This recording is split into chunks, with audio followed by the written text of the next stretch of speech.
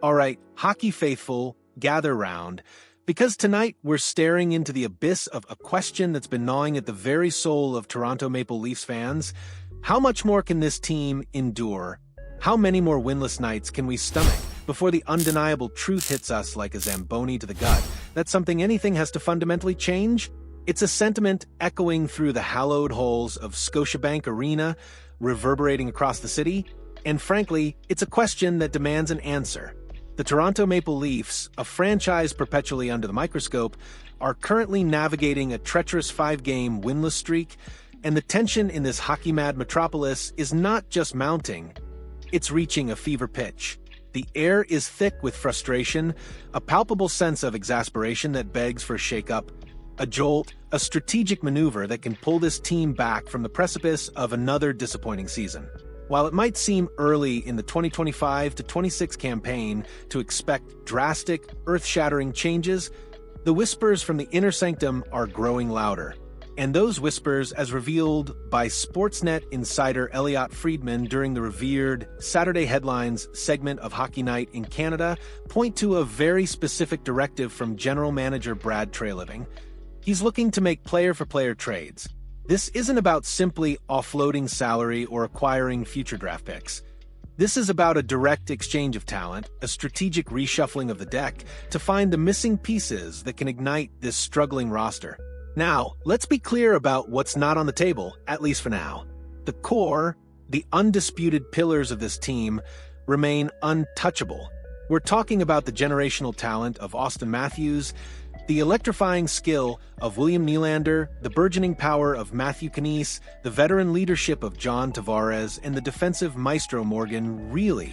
These are the cornerstones, the players around whom the future of this franchise is built. But beyond that elite quintet, Friedman's intel suggests that everyone else is fair game. That's a powerful statement. A clear signal that Treliving is prepared to be bold, to make difficult decisions, and to explore every avenue to inject new life and a winning mentality into this team. It's a high-stakes poker game, and the GM is ready to show his hand. So, with that in mind, let's dive deep into 3 Maple Leafs who could very well find themselves on the move in the near future as the front office looks to translate their desires into decisive action. First up on our list is a name that might surprise some, but for those who've been closely watching the Leafs' defensive core, it makes a chilling kind of sense. Brandon Carlo. Acquired at last year's trade deadline, the initial excitement surrounding his arrival has, for many, curdled into a bitter taste of buyer's remorse. And the truth is, this isn't a new sentiment. There were whispers, strong ones, that the Maple Leafs almost moved on from him as early as this past offseason. Carlo's start to the 2025-26 season has been, to put it mildly, ugly. We've seen moments of indecision, missed assignments, and a general lack of the steady, reliable presence that a big veteran defenseman is expected to provide. He's looked a step behind, struggling to adapt to the pace and demands of the Leaf system, and his on-ice impact has been far from what the team envisioned when they brought him in. For a team desperate for defensive stability, Carlo's struggles have only exacerbated the problem, adding to the collective frustration. However, despite his recent woes, Brandon Carlo still possesses tangible value in the NHL market. At 28 years old, he's in the prime of his career, and perhaps most importantly, he carries a reasonable $4.1 million contract for the next 2 years.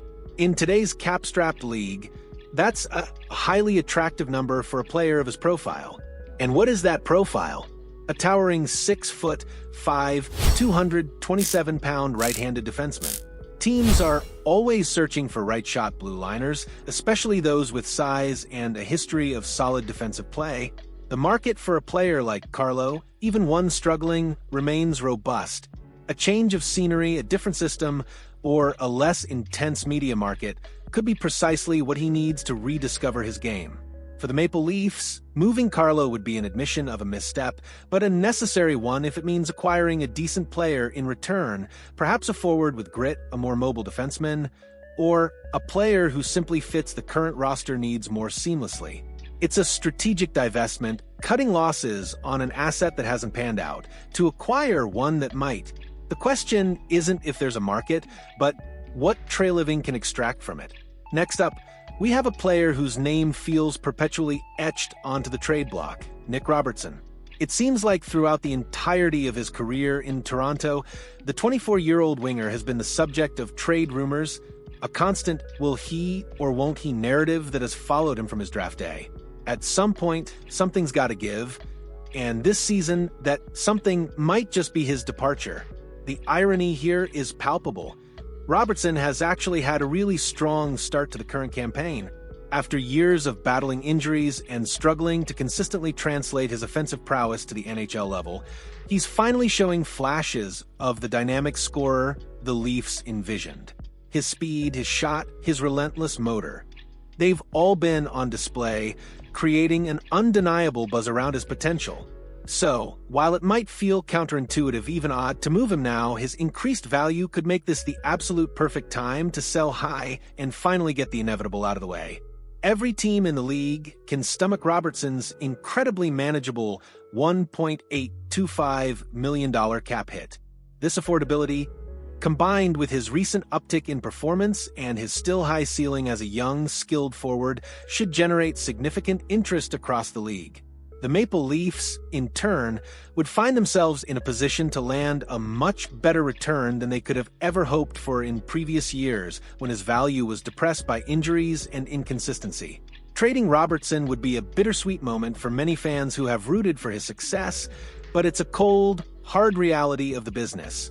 If Treliving can leverage Robertson's current hot streak into a significant upgrade in another area of the roster, perhaps a top-four defenseman or a reliable middle-six forward, then it's a move that simply has to be considered. It's about maximizing an asset at its peak, even if it means saying goodbye to a player who's finally finding his stride. Now, for the most controversial and perhaps most impactful potential trade, a goaltender. This one will undoubtedly ruffle feathers and spark heated debates, but the logic behind it is brutally simple and undeniably compelling. To get something of value, you often have to give up something of value. The Maple Leafs are notoriously short on high-end draft picks and prospects, and as we've established, their core players are off-limits. This leaves virtually everything else on the table, including, shockingly, Joseph Woll or Anthony Stolarz.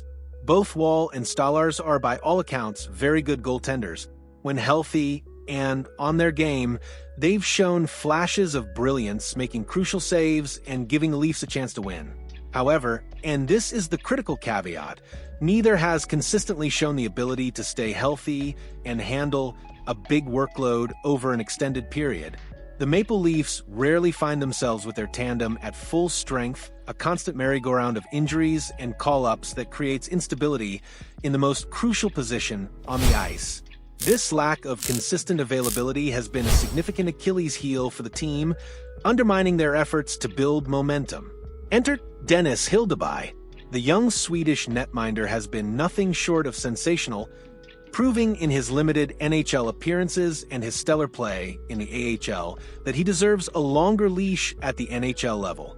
He's calm, composed, and possesses the physical tools and mental fortitude to be a steady backup, if not more. This emergence of Hildeby provides Treliving with a fascinating, albeit difficult, opportunity. The savvy play here could be to acquire a more reliable, durable goaltender for one of Woll or Stolarz. This isn't about upgrading talent as much as it is about upgrading availability and consistency.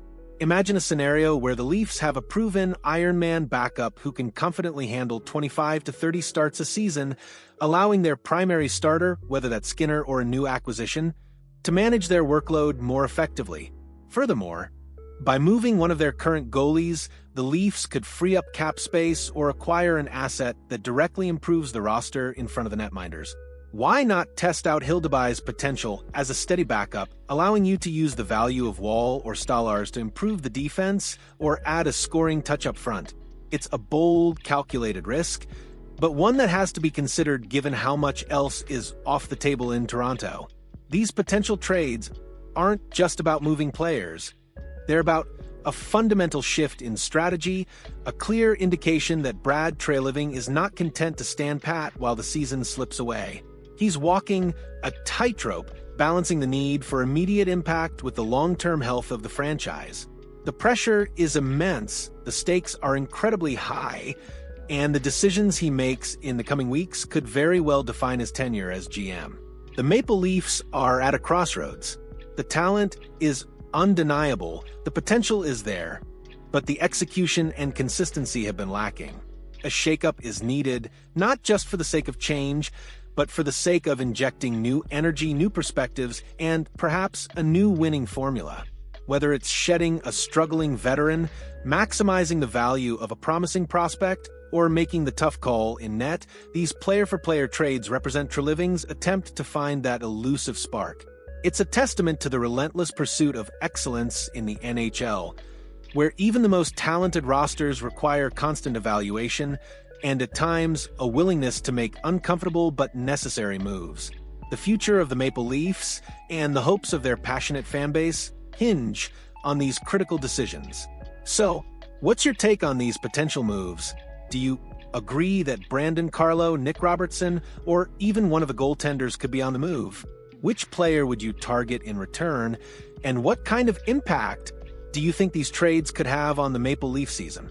Drop your thoughts and predictions in the comments below. We want to hear from you. And if you've enjoyed this deep dive into the Leafs trade landscape, don't forget to hit that like button and subscribe to the channel for more passionate analysis and exclusive insights into the world of hockey. Your engagement fuels our coverage, and we love building this community with you.